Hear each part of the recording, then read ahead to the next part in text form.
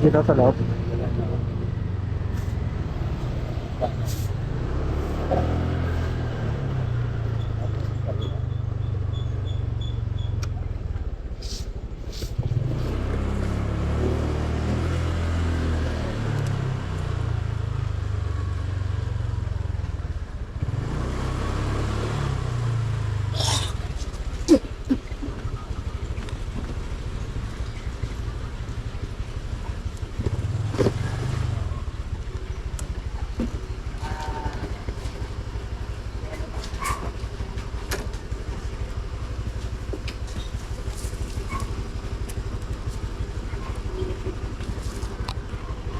Ganun ba?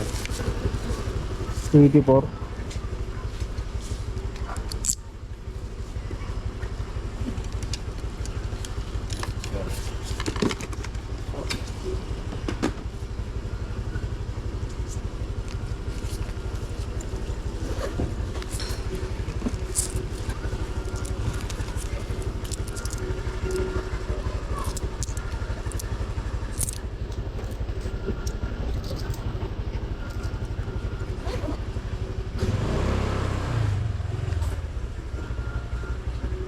Yung mga ganun.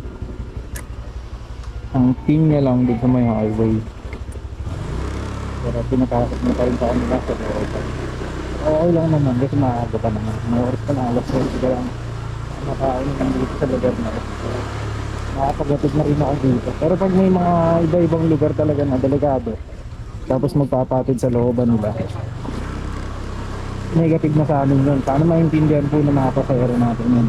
Negative na po sa amin yun, hindi na po kami naghahatid. Lalo na kapag sobrang dilim po papasok sa location nyo. Kayo, safe kayo kasi doon po kayo. Taga doon kayo. Walang mantitrip sa inyo o mangunguro sinada. Eh kami po, hindi naman kami taga roon sa pagdadrapan namin. Kaya sana maintindihan nyo rin po kung bakit pick up drop off lang po yung sinusunod namin. So ayun na nga, na-drop na natin ang pangalawang customer natin ngayon, Biyahe, na hindi siya sumunod sa kanyang drop off. So anyway, hintay tayo ang susunod na booking dito sa E. Rodriguez.